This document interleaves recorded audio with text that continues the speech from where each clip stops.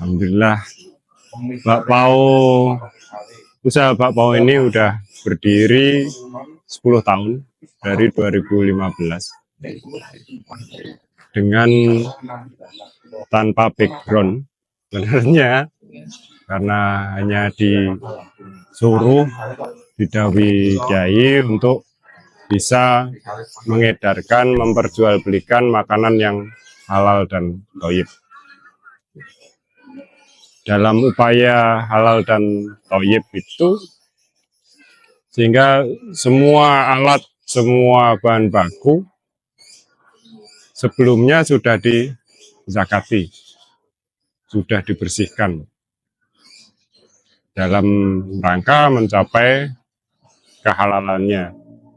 Sedangkan kethayyibannya jelas kita cari bahan-bahan yang berkualitas, tapi juga harus dengan harga yang terjangkau.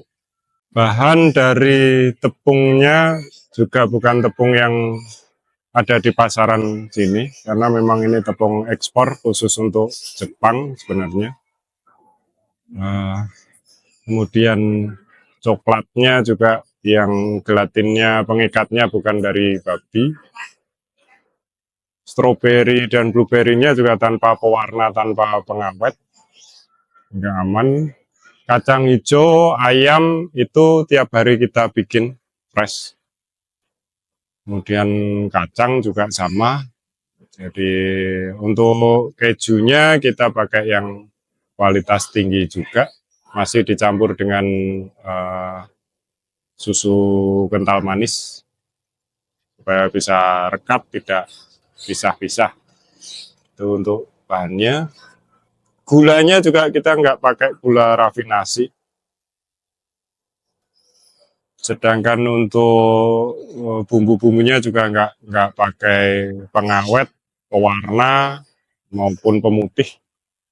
Memang asli semua, karena memang tugasnya di situ.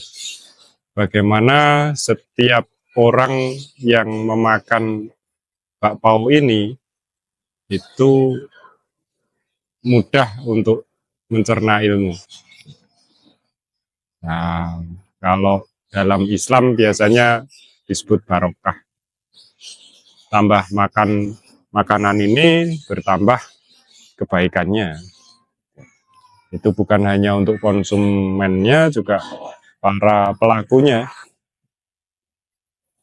baik salesman maupun produsen. Selain itu, di bakpao ini punya moto yang spesial, ngaji ning weteng isi. Jadi titik beratnya justru malah di ngajinya, meskipun kita tanpa harus buka kitab khusus gitu. Apa yang biasa kita lakukan sehari-hari, misal sales itu harus menjaga ketauhidannya ketika keliling. Dia harus paham, dia harus selalu sadari bahwa yang menjual itu sebenarnya bukan dia.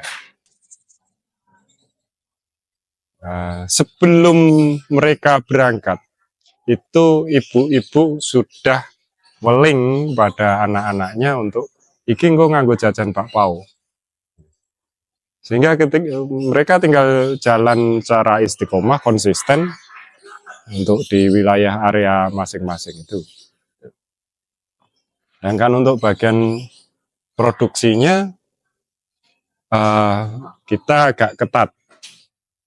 Seperti misalnya harus suci. Sebelum produksi harus bersuci, dan yang sedang berhalangan juga nggak boleh pegang.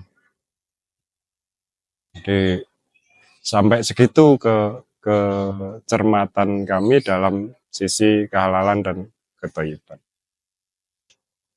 Mas. Yang itu Waalaikumsalam. Iya. Dengan bakpao ini jadi sarana untuk lebih baik. Oh iya. Oke. Kebetulan bakpao ini berdiri pertama kali di wilayah yang menjadi sentra Ciu. Alhamdulillah sekarang menjadi satu dusun ada 11 pabrik bakpao. Mereka berdiri sendiri-sendiri, mantan karyawan semua, dan juga kita tidak anggap sebagai kompetitor.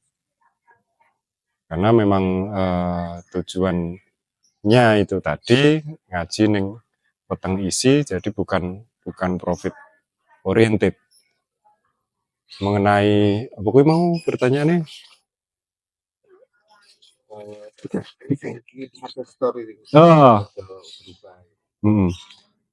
dari dusun yang tadinya ada 330 pemuda dan pemudi nganggur, ataupun ketika dia bekerja di peternakan babi atau peternakan anjing ataupun di pabrik ciu, itu kita hanya berhusnudzon, mereka mungkin belum pernah merasakan uang yang banyak dan bersih.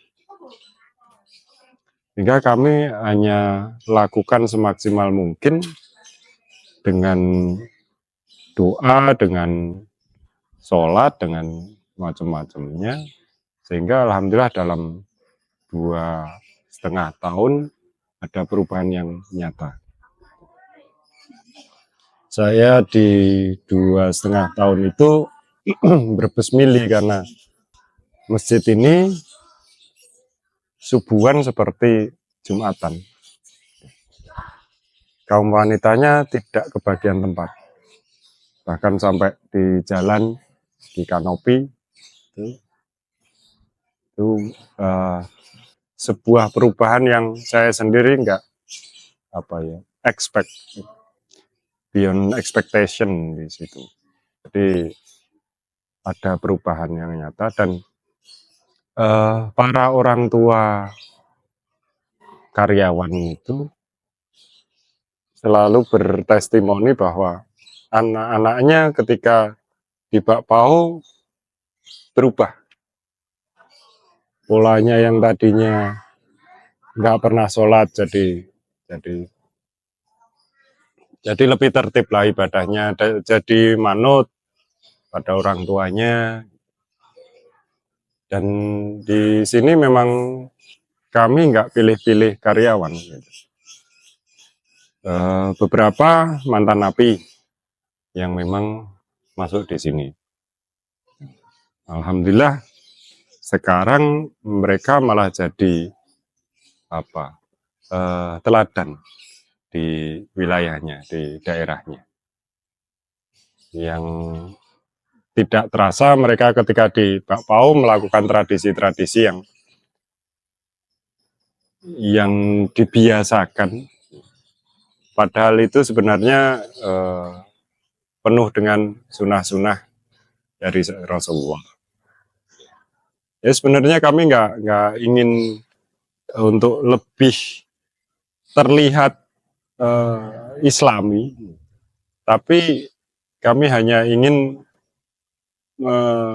mencontohkan bahwa orang Islam itu kalau berusaha, kalau berwirausaha ya seperti ini.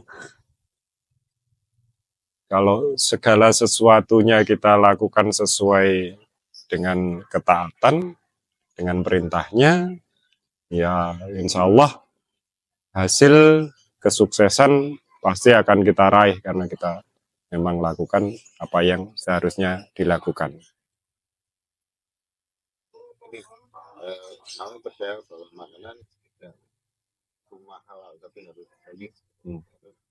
Dijelaskan proses ini memang kita ada fokus dari bahannya sekian, prosesnya sampai pas keliling juga tadi. Ya untuk ketoyibannya jelas yang baik-baik, bahan dan unsurnya benar-benar kita pilih gitu.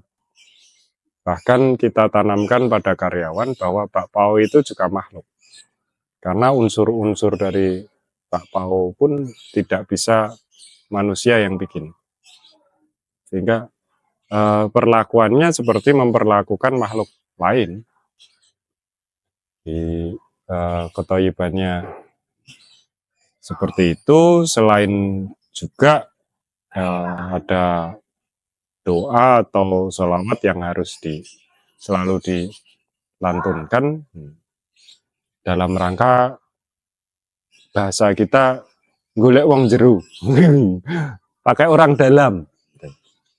Jadi sholawat bukan sebagai penglaris, tapi sholawat sebagai wujud kita melaksanakan sunnahnya.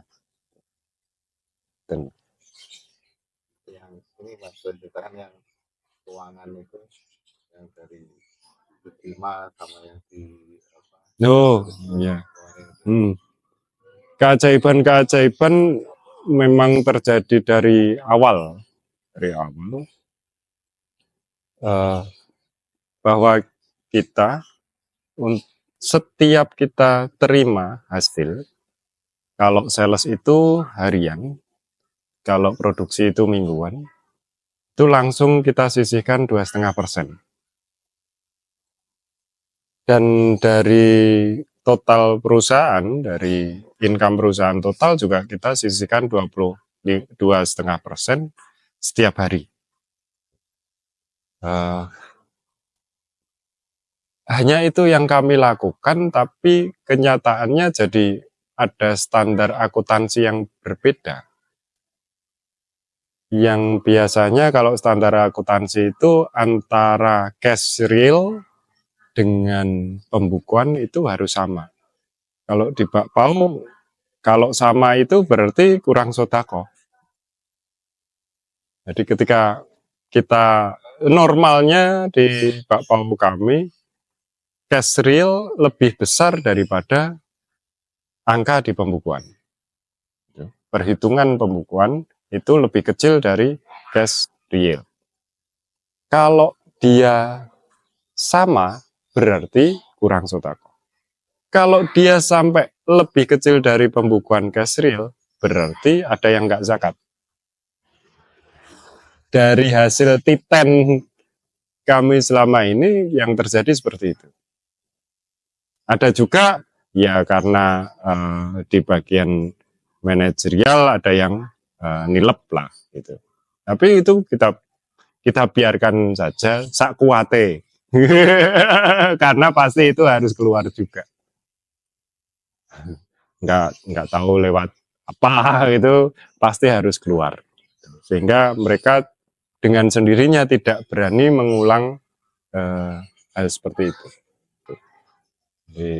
Misal di sales bawa berapa, ngakunya berapa, di hari itu juga dia harus bayar cash yang bukan dari kita. Di jalan dapat apa yang harus keluar sesuai dengan yang digelapkan. Alhamdulillahnya gitu Mas, untuk di sisi keuangannya seperti itu, sehingga memang agak unik. Bahkan ada sebuah peristiwa yang sangat berkesan bagi kami. Ketika di Bakpao Banjarbaru, itu setiap tahun ada hall guru sekumpul. Waktu itu kita belum tahu besarnya, banyaknya tamu di hall itu, tapi kami sudah diminta untuk berbagi, bersodakoh bakpao untuk tamu di hall itu. Gitu.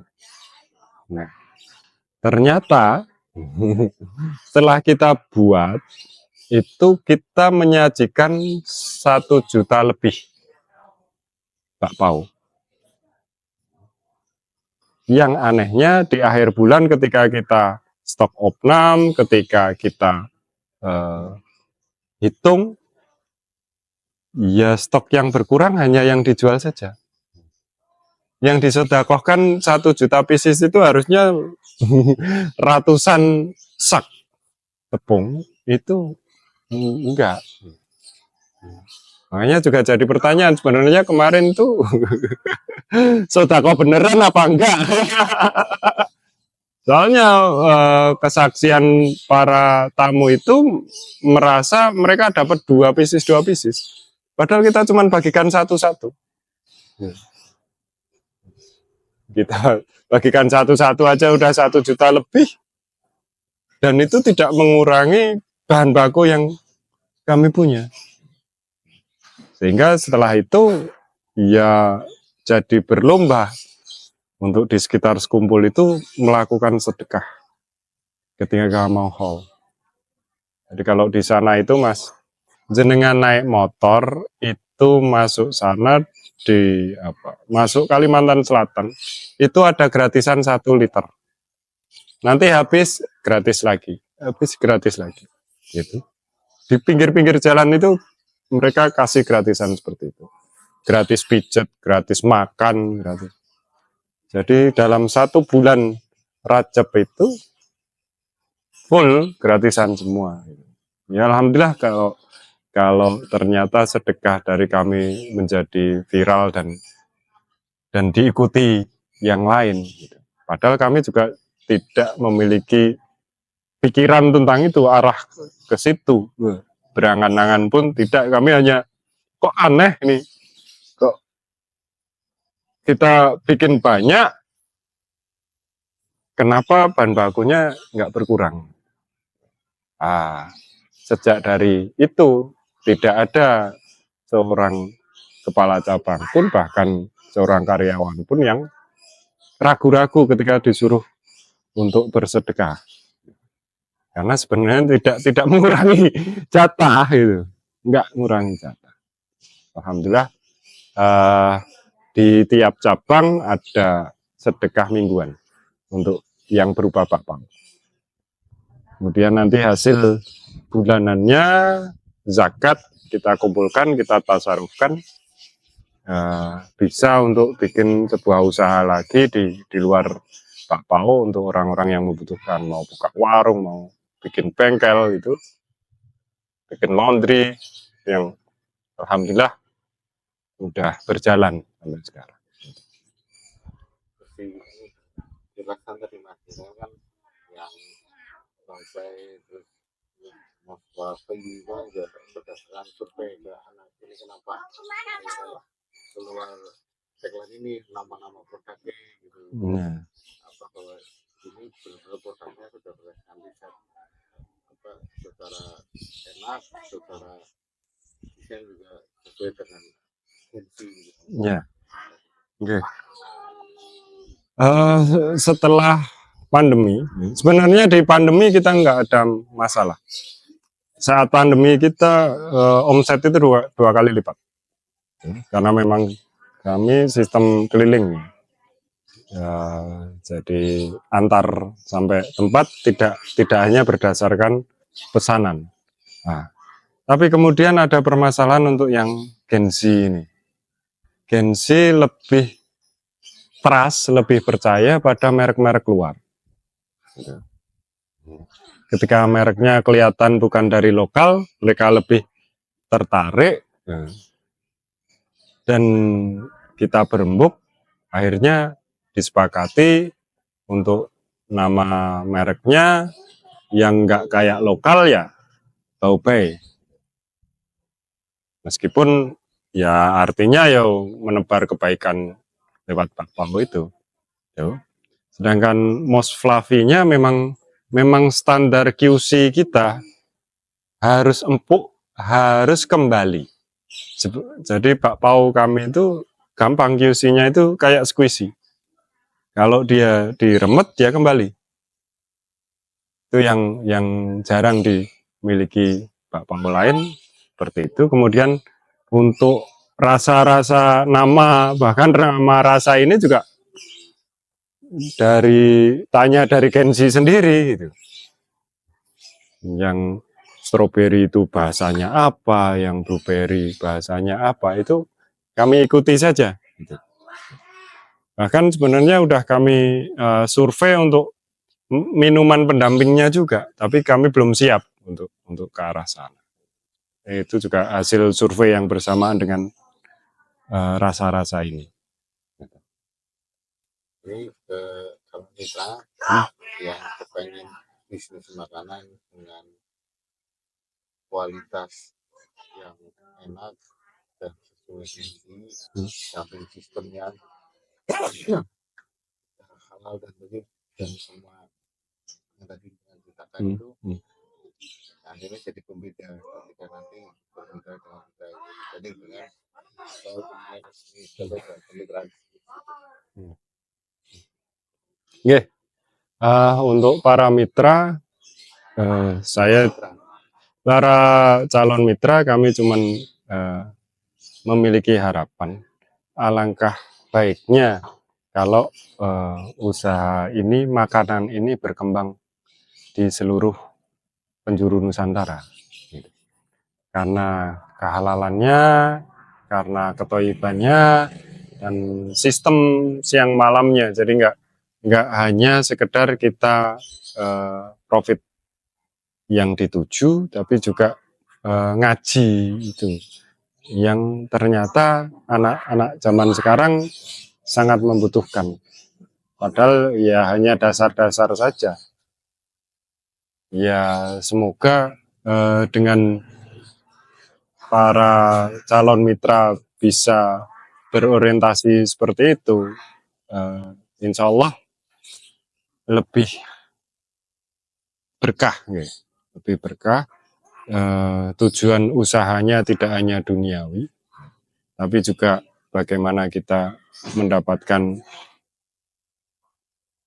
pahala ganjaran di akhiratnya. Lebih tajam gini Mas Coba. Kami ingin manfaat yang sudah kami rasakan baik sebagai untuk pribadi, untuk klien kamu maupun kami ini bisa lebih dirasakan lebih lagi juga di seluruh Indonesia. Itu kami mengajak siapapun bisa lebih baik lagi dengan bisnis kuliner yang semua diterapkan. Lalu secara produk juga terlihat, secara desain juga bersesuai dan dengan sistem yang tadi halal dan benar. Oke. Jadi harapan kami produk ini bisa berkembang di seluruh pelosok negeri, sehingga kami mengajak para calon mitra untuk mari bersama-sama kita menebarkan kehalalan, ketoiban, kemanfaatan, keberkahan usaha yang sudah kami rasakan selama 10 tahun ini.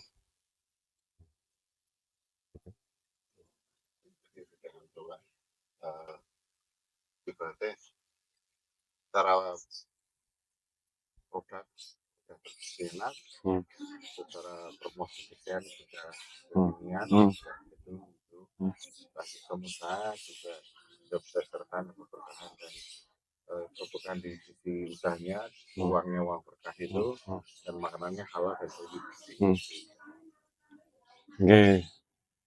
Ya terutama karena memang sudah teruji 10 tahun, baik secara halal produknya maupun sistem yang sudah terbagi secara adil dan ketoiban serta kemanfaatan bagi seluruh lapisan di dalam perusahaan ini dan yang dirasakan oleh para konsumen.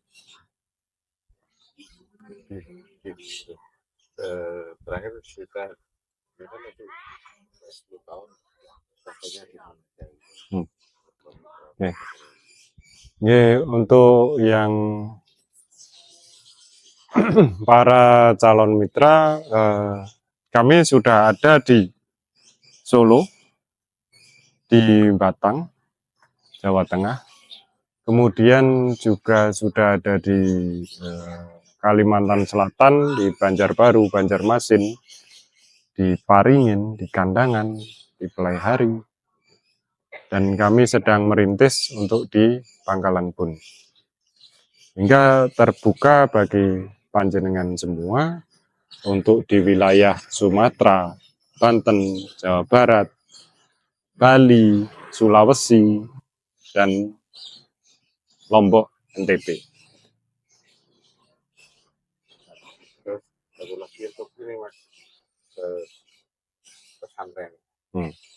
pesantren, ke pesantren gitu kan, Hmm. yang ingin membuka di dana usaha khususnya bisnis kuliner, kami sangat welcome karena ini termasuk untuk yang apa sebagai santrinya atau orang yang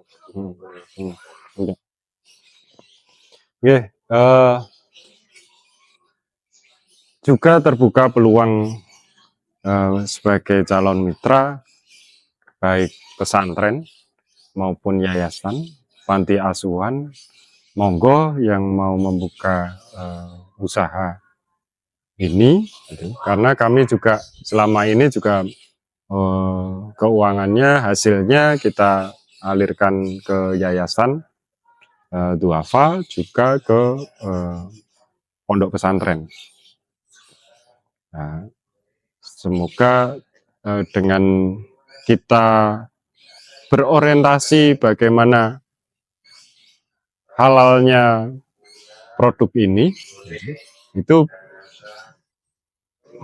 bisa lebih memotivasi Kulo Panjenengan untuk mengedarkan produk ini. Mari membangun kemandirian umat dan memberikan sumbangsi ke baik perkembangan umat juga. Oh ya, yeah. Karena di sini kami juga membuat sistem jenjang karir dari sales maupun bagian produksi, naik jadi kepala sales ataupun kepala produksi, dan ketika sudah mumpuni dianggap mampu, kami bukakan usaha yang baru, cabang yang baru, sehingga itu kami menganggap sebuah sumbangsih kami untuk yang tadinya nggak punya modal, nggak punya pekerjaan, nggak punya penghasilan, menjadi juragan. Bahkan prestasi yang pernah kami sama-sama rasakan adalah di tahun 2022 kami bersama-sama untuk umroh di seluruh cabang Pak Pau. Alhamdulillah waktu itu sudah terjadi.